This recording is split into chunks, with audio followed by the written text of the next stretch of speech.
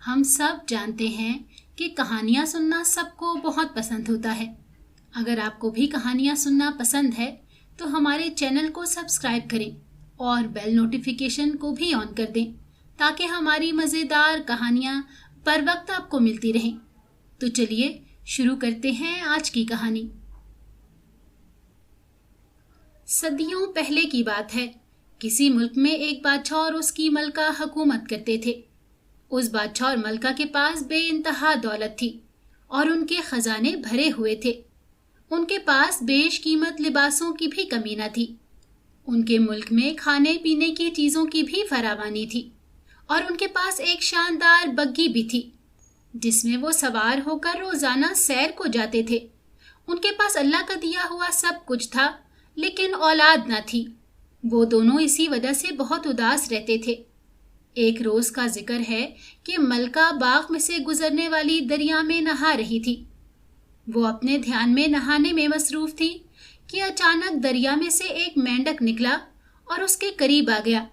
ملکہ نے مینڈک کو دیکھا تو مینڈک نے کہا، میں تمہیں جانتا ہوں، میں یہ بھی جانتا ہوں کہ تمہیں کس چیز کی طلب ہے، تم کس چیز کی خواہش کرتی ہو، اور بہت جلد تمہارے ہاں ایک بیٹی پیدا ہوگی۔ مینڈک نے یہ کہا اور پانی میں دوبارہ غائب ہو گیا۔ ملکہ بہت حیران ہوئی کہ مینڈک کو اس کے دل کا حال کیسے پتا چلا، اور کیا مینڈک کی ہوئی پیش گوئی سچ ثابت ہوگی۔ یہی سوچتے ہوئے وہ اپنے محل میں واپس آ گئی۔ اب اللہ کا کرنا ایسا ہوا کہ کچھ دنوں کے بعد ملکہ کو احساس ہوا کہ وہ امید سے ہے، اور جب 9 ماہ کا عرصہ گزر گیا تو مینڈک کی پیش گوئی سچ ثابت ہو گئی اور اس کے ہاں ایک خوبصورت سی بچی پیدا ہوئی۔ بادشاہ کی خوشی کا تو کوئی ٹھکانہ نہیں تھا۔ وہ ہر وقت اپنی بچی کے پاس رہتا اور اسے اپنی آنکھوں سے اوجھل نہیں ہونے دیتا تھا۔ بادشاہ نے اسی خوشی میں ملکہ سے کہا کہ میں ایک شاندار دعوت کا اہتمام کرنا چاہتا ہوں تاکہ میں سب کو اپنی بچی دکھا سکوں، اور اس نے دعوت کی تیاریوں کا حکم دے دیا۔ اس کے ساتھ ہی اس نے اپنے تمام امیروں، وزیروں اور دوستوں کو دعوت کے لیے بلا لیا۔ اس موقع پر ملکہ نے اس سے کہا کہ میری بھی چند دوستیں ہیں جو پریاں ہیں اور میں انہیں بھی بلانا چاہتی ہوں۔ ہو سکتا ہے کہ وہ ہماری بچی کے لیے خوش قسمتی کا باعث بن جائیں۔ بادشاہ کو اس پر کیا اعتراض ہو سکتا تھا؟ اس نے ملکہ کو کہا، تم جسے چاہو بلا لو، یہ خوشی کا موقع ہے، ہم اپنی خوشی میں سب کو شریک کریں گے۔ اب مسئلہ یہ آن پڑا کہ سلطنت میں 13 پریاں تھیں جو ملکہ کی دوست تھیں، اور بادشاہ کے ہاں صرف 12 سونے کی تشتریاں تھیں جن میں ان کو کھانا دیا جاتا تھا۔ یہ دیکھ کر ملکہ بہت پریشان ہوئی، لیکن بادشاہ نے اسے سمجھایا کہ آپ ایسا کریں، ایک پری کو رہنے دیں اور باقی 12 کو دعوت میں بلا لیں۔ ملکہ کو یہ تجویز پسند آئی، چنانچہ اس نے 12 پریوں کو دعوت میں بلا لیا اور ایک پری کو نظر انداز کر دیا۔ جب دعوت کا دن آیا تو سارے مہمانوں کے ساتھ وہ پریاں بھی آئیں۔ ان پریوں نے بہت خوبصورت لباس پہن رکھے تھے اور ان کے ہاتھوں میں ایک لمبی سفید چھڑی بھی تھی۔ اس وقت ہر مہمان انہی کی طرف دیکھ رہا تھا۔ جب دعوت ختم ہوئی تو ساری پریاں دائرے کی صورت میں ننھی سی شہزادی کے گرد جمع ہو اپنی اپنی جانب سے تحفے دینے لگی۔ ایک پری نے دعا دی، دوسری نے مال دیا، اسی طرح دوسری پریوں نے بھی ایسے تحفے دیے جو ننھی شہزادی کے لیے بہترین ہو سکتے تھے۔ ابھی 11 پریاں اپنے تحفے دے پائی تھیں اور 12ویں پری ابھی باقی تھی کہ اتنے میں اچانک محل کے صحن میں شور ہونے لگا۔ جب سب نے دیکھا تو 13ویں پری جسے ملکہ نے نہیں بلایا تھا وہ آ گئی۔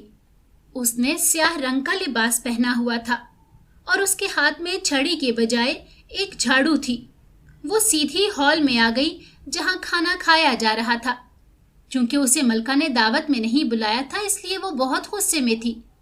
اس نے آتے ہی بادشاہ اور ملکہ کو ڈرانا دھمکانا شروع کر دیا کہ تم لوگوں نے مجھے دعوت میں نہ بلا کر میری توہین کی ہے، میں اس کا بدلہ ضرور لوں گی۔ سب لوگ حیران پریشان اس پری کو دیکھ رہے تھے۔ تبھی وہ بولی، بادشاہ کی بیٹی جب 15 سال کی ہوگی تو وہ ایک شیشے سے زخمی ہو جائے گی اور مر جائے گی۔ جو ہی اس نے یہ کہا اس کے ساتھ ہی وہ 12ویں پری آگے بڑھی جس نے ابھی تک شہزادی کو تحفہ نہیں دیا تھا۔ اس نے آگے بڑھ کر کہا کہ اس کی شیطانی تمنا تو ضرور پوری ہوگی، مگر میں شہزادی کو کم سے کم نقصان پہنچنے کی دعا دیتی ہوں، یہی میرا تحفہ ہے۔ اور وہ ایک لمحے کے لیے رکی اور بولی، جب شہزادی اس شیشے سے زخمی ہوگی تو اس کی موت واقعہ نہیں ہوگی، وہ صرف گہری نیند سو جائے گی اور 100 سال تک سوتی رہے گی۔ اس کے بعد جب پریاں اور دوسرے مہمان چلے گئے تو بادشاہ بہت فکر مند ہوا اور اپنی ملکہ سے کہنے لگا کہ پری نے جو پیشگوئی کی ہے، ہمیں اس سے اپنی بیٹی کو ہر صورت میں بچانا ہوگا، ہمیں اس کی حفاظت کرنی ہوگی۔ یہ سوچتے ہوئے بادشاہ نے اپنے وزیروں اور امیروں کو طلب کیا اور انہیں حکم دیا کہ ہمارے ملک میں شیشے کو بنانا بند کر دیا جائے۔ شیشے کی ہر چیز پر پابندی لگا دی گئی۔ بادشاہ کے حکم پر سارے شیشے جو اس ملک میں تھے ضائع کر دیے گئے اور آئندہ کے لیے شیشے بنانے پر پابندی لگا دی گئی۔ بادشاہ اور ملکہ بہت مطمئن ہو گئے کہ اب انہیں شہزادی کے زخمی ہونے کا خطرہ نہیں تھا۔ وقت گزرتا گیا اور 11 پریوں کی وہ دعائیں پوری ہو گئیں جو انہوں نے تحفے میں دی تھی۔ شہزادی حد سے زیادہ حسین ہو گئی تھی۔ وہ بہت خوش اخلاق تھی، نیک اور عقل مند بھی تھی۔ اگرچہ بادشاہ نے شہزادی کی حفاظت کا پورا انتظام کیا تھا، مگر ہونی تو ہو کے رہتی ہے۔ جب شہزادی 15 سال کی ہوئی تو وہ یوں ہی محل میں گھومتی گھومتی محل سے باہر نکل آئی اور بہت دور ایک جنگل کی طرف آ گئی۔ اچانک اس کے پاؤں کے نیچے ایک کانچ آ گیا اور شہزادی اس سے زخمی ہو کر وہیں پر سو گئی۔ پری کی دی ہوئی دعا کے مطابق وہ مری نہیں تھی بلکہ سو گئی تھی، اور صرف اکیلی شہزادی ہی نہیں سوئی تھی بلکہ اس کے ساتھ ہر چیز نیند میں چلی گئی تھی۔ بادشاہ اور ملکہ محل میں دیکھ کر حیران تھے کہ استبل میں گھوڑے بھی سو گئے تھے، محل کے کتے بھی سو گئے تھے۔ بادشاہ کے محل میں اب کوئی ایسا شخص نہیں تھا جو جاگ رہا ہو۔ اس کا نتیجہ یہ ہوا کہ بہت جلد محل کے چاروں طرف جھاڑیاں اگائیں جو وقت کے ساتھ بڑی ہوتی گئیں، یہاں تک کہ ایک ویسا وقت آ گیا جب پورا محل ان بڑی جھاڑیوں میں چھپ کر رہ گیا۔ دوسری طرف پورے ملک میں خوابیدہ شہزادی کی خبریں پھیل گئیں۔ وقتاً فوقتاً مختلف ملکوں کے شہزادے آتے رہے اور کوشش کرتے رہے کہ وہ ان جھاڑیوں کو پار کر کے محل کے اندر چلے جائیں، لیکن انہیں کامیابی نہ ملی۔ اسی چکر میں کئی شہزادے اپنی جان بھی گنوا بیٹھے۔ وقت گزرتا رہا۔ آخرکار بے شمار برسوں کے بعد کسی ملک کا ایک شہزادہ اس ملک میں آیا۔ ایک بوڑھے شخص نے اسے شہزادی اور محل کے دوسرے لوگوں کے بارے میں بتایا اور کہا کہ ان گھنی جھاڑیوں کو آج تک کوئی عبور نہیں کر سکا۔ ان کے پیچھے ایک بہت خوبصورت محل چھپا ہوا ہے اور جس میں ایک نہایت حسین شہزادی سوئی ہوئی ہے۔ اجنبی نوجوان شہزادے نے اس بوڑھے سے سوال کیا کہ تمہیں یہ سب کیسے معلوم ہوا؟ تو اس بوڑھے نے بتایا کہ یہ سب کچھ میرے دادا نے بتایا تھا، اور انہوں نے بتایا تھا کہ بے شمار شہزادوں نے سوئی ہوئی شہزادی تک پہنچنے کی بہت کوشش کی، لیکن وہ اپنی جان سے ہاتھ دھو بیٹھے۔ شہزادے نے یہ سنا تو فوراً کھڑا ہو گیا اور بولا، مجھے یہ باتیں خوفزدہ نہیں کر سکتی، چاہے کچھ بھی ہو میں جاؤں گا اور اس سوئی ہوئی شہزادی تک ضرور پہنچوں گا۔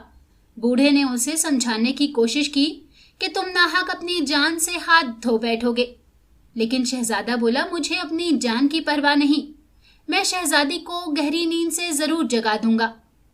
اب اتفاق تھا کہ اسی دن شہزادی کو گہری نیند سے سوئے ہوئے پورے 100 سال ہو گئے تھے۔